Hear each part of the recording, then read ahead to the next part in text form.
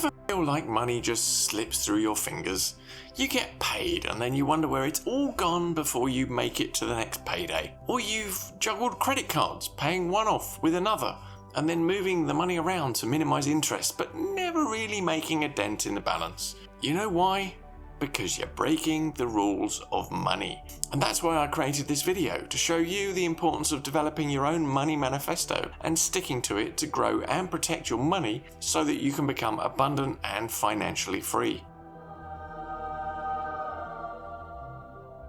Hello my friend, Edward here with this week's Conscious Engineering episode, providing you with the tools, the techniques and insight needed to help you step into the life of your dreams. Today I'll give you the 5 laws of gold, or money as we like to call it. Now these laws date back to 1926 and probably well before, when a little book called The Richest Man in Babylon was printed, and in it were written these 5 laws of gold, or money as we like to say today, and these are the ones broken by most people. And I'll start with the 5 things people do to break the rules and see how many you can relate to. Number 1, you don't save money consistently. Number 2, you think of money as an inert possession. Number 3, you don't care for money like you care for your loved ones. Number 4, you invest without due diligence. And number 5, you believe anything's possible.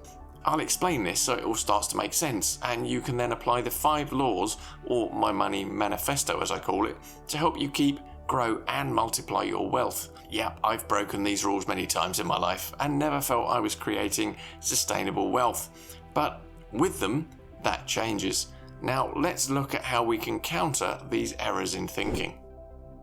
You've probably heard it said by numerous money experts, from Napoleon Hill to Robert Kiyosaki to David Bach to Steve Harv Eker and many more, and each has their own variation on the theme: how much, how often, and so on. What am I talking about?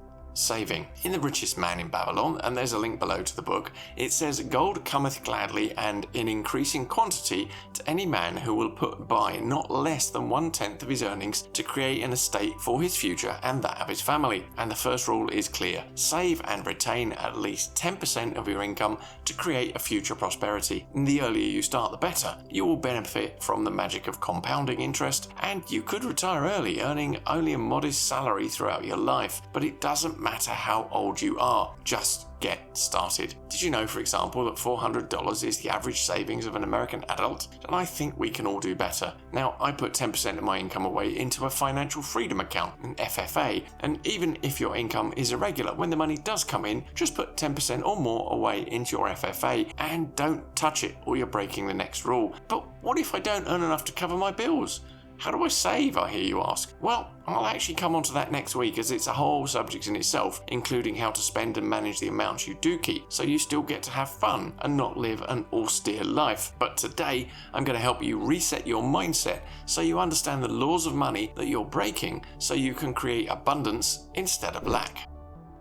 Now, money isn't just a number in a bank account or a thing you stuff under your mattress. It's not a coin or a bar you polish at night with the curtains drawn. It's an employee. Every cent you earn is a worker under your care and direction. In The Richest Man in Babylon, it says, "Gold laboureth diligently and contentedly for the wise owner who finds for it profitable employment, multiplying even as the flocks in the field." Money isn't something you hoard. You want it to grow and multiply. So you need to start looking for ways that your FFA can grow by making those cents, dollars and rupees work and earn their keep in your account. The key words to note here are wise owner and profitable employment. And the next 3 rules guide us in these applications. And if you break the last one that's coming up, this can lead to ruin and explain why people lose everything in some cases.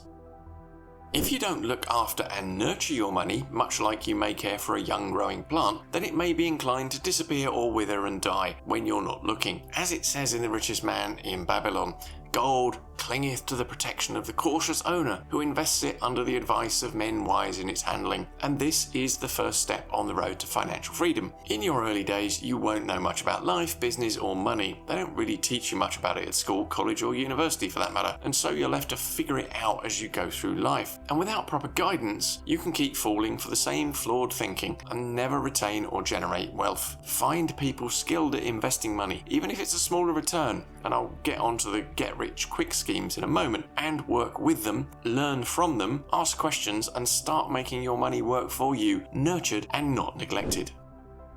Money can start to slip away more quickly if you start to make rash decisions. This starts to happen once you've seen a few things in life, maybe ran your own business, and think that one business scenario is transferable to an unrelated niche because, well, business is business. As the richest man in Babylon says, gold slippeth away from the man who invests it in businesses or purposes which he is not familiar with, or which are not proved by those skilled in its keep. And I can assure you that it's easy for it to slip away when you're unskilled in business or take advice from people who have no pedigree in the area you're seeking help. Would you ask the postman to manage your business accounts, or the lawyer to debone a fresh lamb? But you might find yourself asking a friend for advice in a key business decision, even though they don't have any experience or track record in your particular business. Familiarity can breed contempt, but when it comes to money, keep your emotions out of the picture and treat wealth with a clear manifesto and intention, and I'll outline mine shortly. Run every decision that affects your wealth through your manifesto before taking any action, or accept that the losses you will experience are of your own making, and then thank the universe for the constant reminders that you're not on the right path.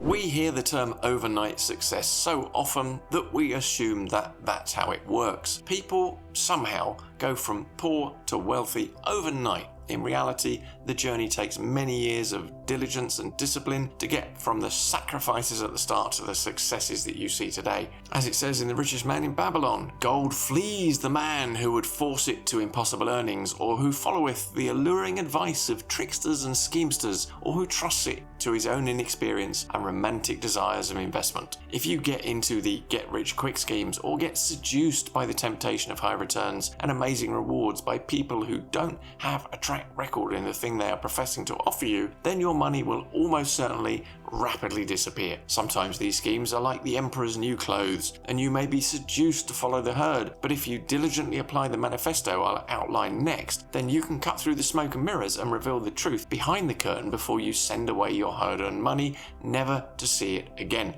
This happened to me recently, and I lost a chunk of my capital because I forgot my manifesto, even though I went along with people I knew and trusted who had experience in a particular sector. I suffered the usual fallibilities of humanity and succumbed to emotion on the path to wealth. I didn't go all in, as some I learned about afterwards had, and they lost everything, but I did throw more caution to the wind and reinvested other profits on the romantic notion of more rapidly inflating my wealth, and then it was gone. In the forensic hindsight, there were a number of red flags, and had I properly followed my manifesto, I would have lost less capital, or maybe even lost none, and not lost the other profits too. And while these profits can be seen as free money, I would have preferred them to be in my account working for me than going up in smoke.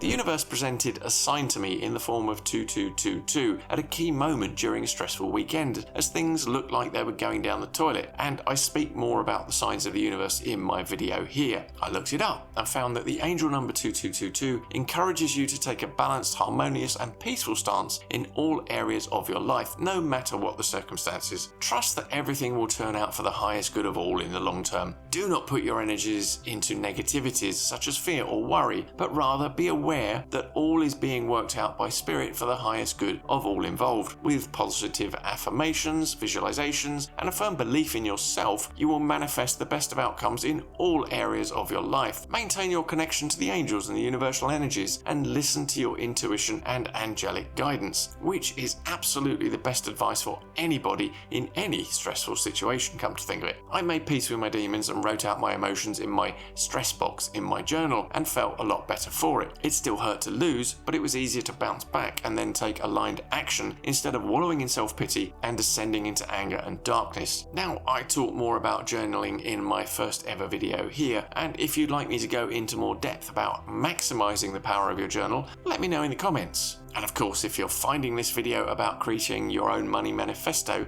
to help you retain and grow your wealth beneficial, remember to boop the like button to help it spread to more seekers just like you. And remember, of course, to subscribe for weekly episodes of Conscious Engineering to help you step into the life of your dreams. Thank you. These are based on the 5 laws of money, and they will help you ensure you don't make the same mistakes as you have been on your journey so far. If you follow them and write them down, so you refer to them like a manifesto so you don't go off track, you'll be back on track to manifesting the money and the lifestyle of your dreams. You can think of these as your core money values. Now, the law of attraction requires action, as we know, so here are your 5 actions. 1. Save at least 10% of your income. 2. Make your money work for you. 3. Take advice on wealth creation only from people with a track record in that particular area. 4. Don't invest in anything you're not familiar with, especially when offered by people with no pedigree in that area. And 5. Don't be seduced by your dreams of getting rich quick. When emotions are high, intelligence is low, and you make bad decisions. Check your emotions at the door, don't make quick decisions or be forced into making them, and do your own due diligence before acting. And if you don't know, check back with all 3. You don't need big money to be wealthy, but you do need discipline and a few simple rules to help you get there. And if you want more on the success mindset of wealthy people, check out this video now, or my follow-up video on how to build wealth. And until next time, my friend, live your light.